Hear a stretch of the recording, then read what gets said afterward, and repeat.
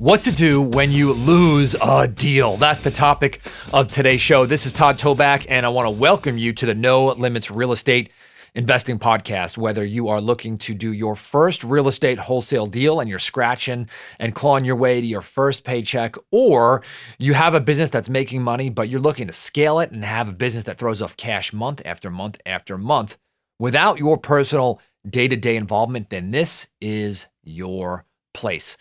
I've got a gift for you. Head on over to nolimitsrealestateInvesting.com/script.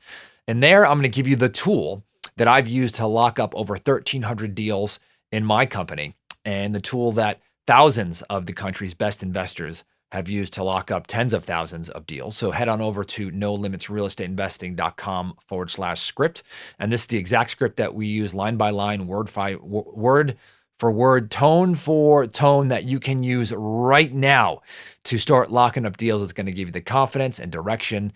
So go ahead and download that gift at nolimitsrealestateInvesting.com/script. So let's go ahead and jump in today's question and let's start making some money.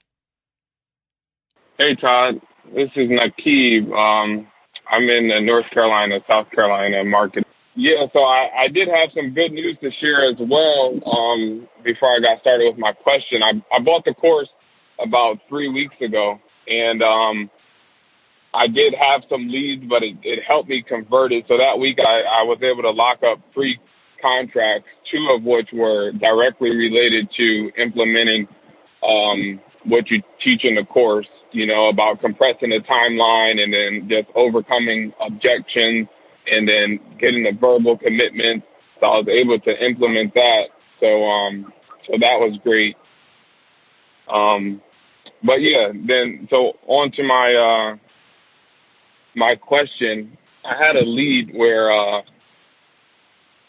the lady, she wanted to sell the property. It's an old beat up rental where she has tenants in there who haven't paid since January. When I got on the phone with her, this particular deal is actually virtual. The seller's in Rhode Island. When I got on the phone with her and I asked her who she had to run it by, she did say her boyfriend. And I think I kind of made a mistake by giving her like my number. Well, I gave her a range, where we'd probably be at. Should I have just waited, for her to check with her boyfriend and get all squared away, and then kind of came back, revisited, and gave her the number on like the next call or whatever? So Nakib, great question. By the way, congrats on all your success. 3 deals, 2 of them you said you really locked up for the no limit selling system. And if you're listening to this, by the way, and you've always wondered how to lock up bigger deals in less time and have a lot more fun, be more confident, you want to check out that no limit sales system. Go to nolimitssalessystem.com, and check out some free videos on the training right there. So great job, Nakib. Thank you for sharing your success. But let's jump in to your question, right? What do you do when you lose a deal? It sounds like your seller went dark on you. Sounds like you guys talked about price, had to talk about had to talk to the boyfriend, and then she disappeared, right? Which stinks. I get it. So, one of the things that I want you to do is, number one, don't start second guessing yourself.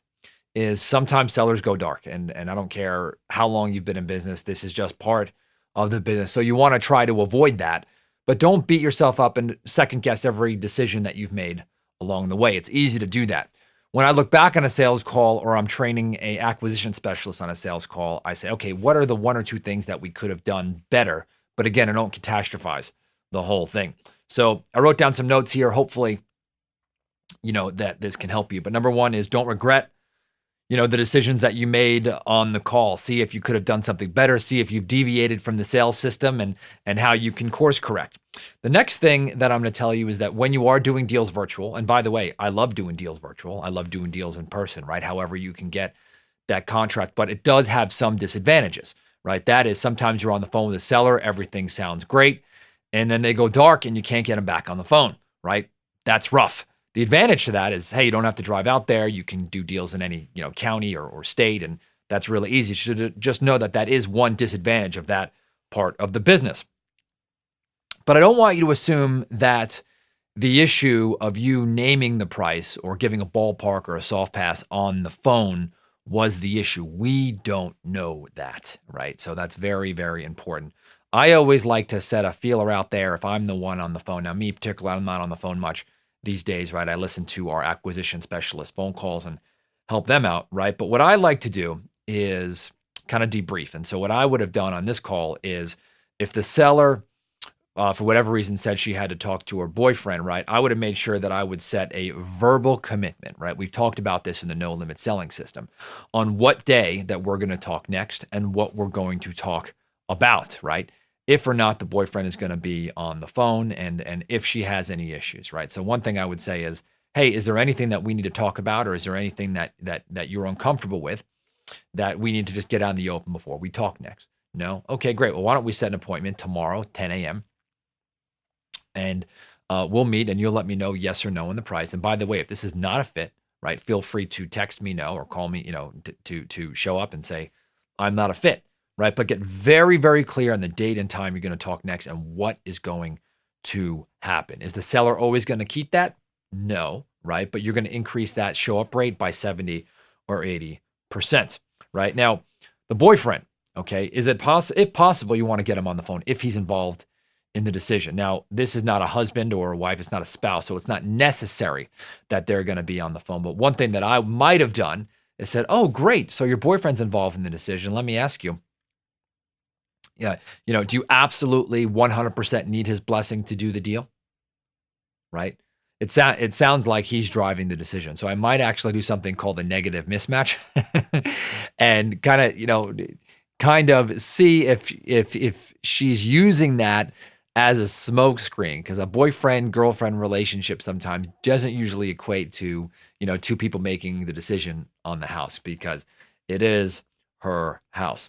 Now, the other thing is that you want to keep the line tight. Now, in fishing, they kind of have a rule. When you've got a fish on the line and you're fighting it, you don't want to let the line go loose, right? You don't want the fish go zzz and just let it run. And the reason why that is because the fish's tail and also sometimes the teeth can cut the line, right? And so the reason why you want to keep the line tight is that you keep it, there's a lot of tension there, right? And the line is up and the hook is up and the fish can't cut the line, right? They're in a spot where if they wag their tail, they can't cut it. It's much more difficult. So that's why I say keep the line tight, keep the rod up, don't put it down. And so in this scenario, it sounds like you let the fish run and the line wasn't that tight. So I might have, if I could have, gotten a price, talked about it.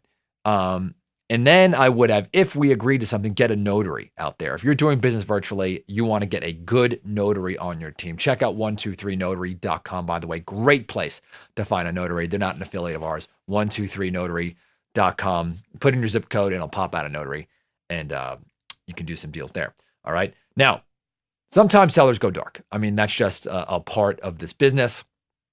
And again, you want to reduce that using the techniques from the no limit selling system. You want to build a lot of rapport, give the sellers permission to tell you no. And so you know where you stand, right? So, you may not have been able to save this deal, but hopefully I gave you some good tips to help you out. And thank you so much for sending in your success story. Awesome. Sounds like you're making money. Forget about this one. On to the next one. Make it happen. And I'll tell you what, one thing that you could do also is send the seller a video on your phone and say, hey, it sounds like you decide to go in a different direction. I just want to know, is it, did I do something to offend you, or did you just decide to go a different way? So sometimes that might save it. So don't don't assume it's totally dead. So if you're listening to this, go ahead and download a copy of the script. Go to nolimitsrealestateinvesting.com/script, and I will talk to you on the next episode.